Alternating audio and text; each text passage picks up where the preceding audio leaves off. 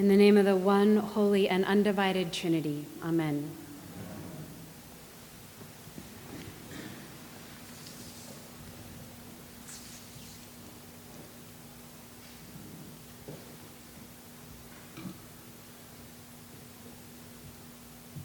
Can you imagine this scene from today's Gospels made contemporary? Can you imagine going on purpose to a church to have the preacher climb up in the very official-looking pulpit to call you a bunch of good-for-nothing snakes? To tell you that your lives are useless and your morals are shot? People do this even now. Do you ever wonder about that? About people who travel miles and miles to sit in a room and bask in being told that they're miserable. It's possible that some of you have that in your religious background, and I'd be curious to hear about it because it's not a religious experience that I've had. And people are getting something real out of it, or they wouldn't keep returning. However, despite the fact that I think we do need to talk more seriously about sin, I think there's a wide gulf between paying someone to tell you you're awful and taking the weight of our collective sin seriously. One of the most delightful parts of this morning reading is that there's a series of statements of John the Baptist just lambasting the people who have gathered.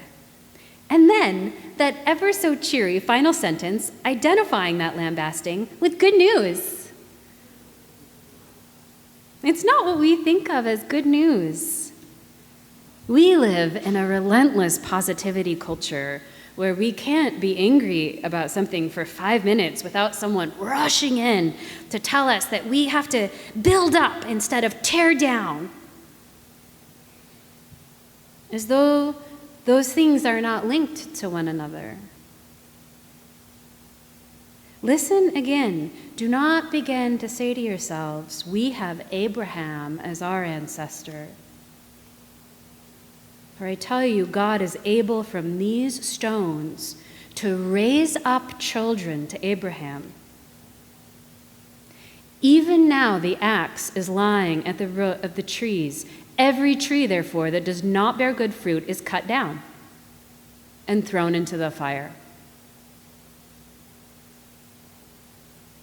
What is that as a statement? Is it building up? Or is it tearing down? If we pay attention to the metaphors in it, it's both. We hear that God both can raise up stones to become children,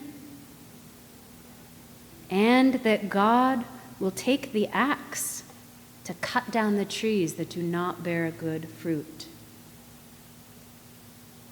This is an interesting place to land, this both place, because it gets us into this territory where we are required to be able to hold two ideas at once. There's an old feminist proverb that says, the personal is political. That's true. In church language, we could translate that into the pastoral is prophetic. The division we seek there, the binary we want to exist there, is a false one. If we're not meeting people's material needs, we don't actually care about them. As much as an easy, I'll pray for you, might slip off our tongues. And all the prophetic screaming in the world doesn't matter a bit if we can't treat the person in front of us with basic kindness. The raising up and the tearing down, the personal and the political, the prophetic and the pastoral are all bound up with each other. And don't we have a little sense of that in our own lives? We fear the winnowing. But part part of us yearns for it too. Isn't there some dead place in all of us that we wish could get stirred up and cast out? There's hope in the idea of being cleansed. There's hope in the idea of being torn up. William Sloane Coffin wrote, "Hope criticizes what is. Hopelessness rationalizes it. Hope resists. Hopelessness adapts."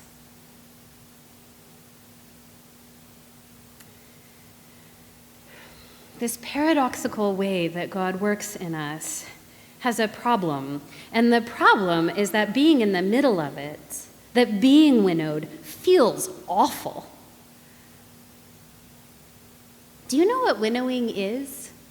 I had to look this up on Wikipedia.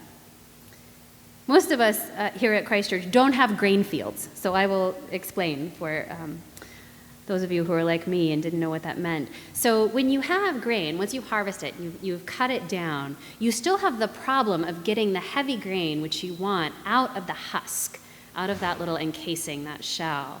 So you have to thresh it, which means putting pressure on it in some way in order to get that husk to break free of the hard grain, the piece that you want. So that was done sometimes in the ancient world by hand, which took a very, very long time, intensively laborious, or by laying it out on the ground and having donkeys and oxen stomp on it, loosen it up. Then you winnow it, which means you need some method, throwing or a big fan or a big pitchfork, throwing it up in the air, and then you let the wind do the work. The heavy grain falls down, the pieces that you want, and the husk blows away.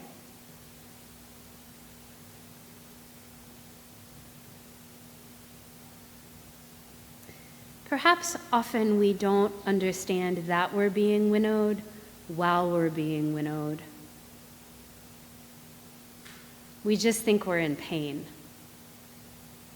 and we don't like it. Sometimes in hindsight, a couple years later, we can look back and say, oh, I was growing. I needed that. That's why it hurt so much. I was growing.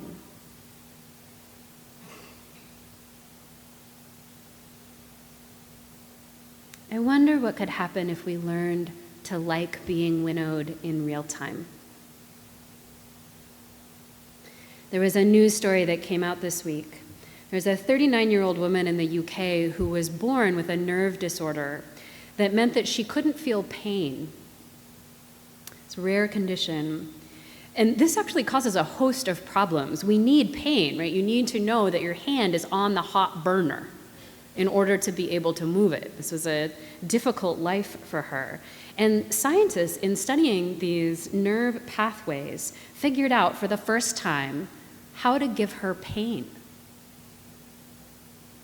And you know what she said when they turned on those nerves and burned her with a laser? I kind of liked it, she said. She didn't have the conditioning that taught her that that sensation was bad.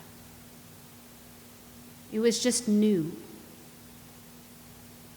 And she had a lifetime of experience understanding the hazards of living without pain.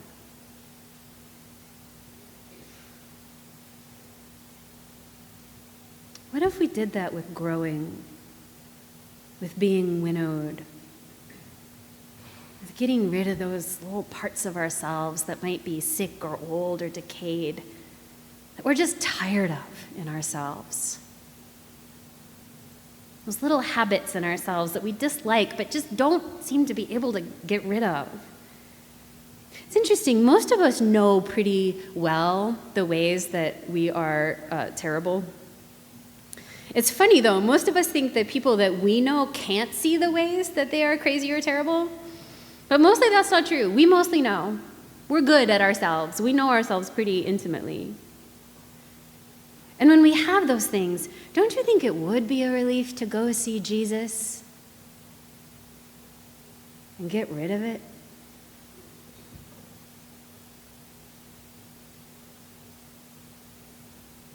What needs threshing in our lives? What needs winnowing?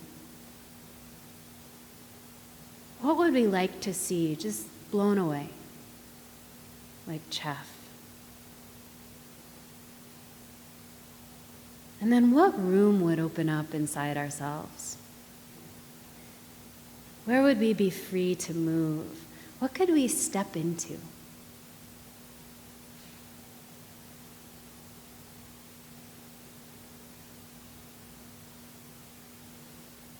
God has made it so that there is hope in cleansing. There is hope in chopping. And there is hope in fire. Let us offer ourselves to the axe and see what happens.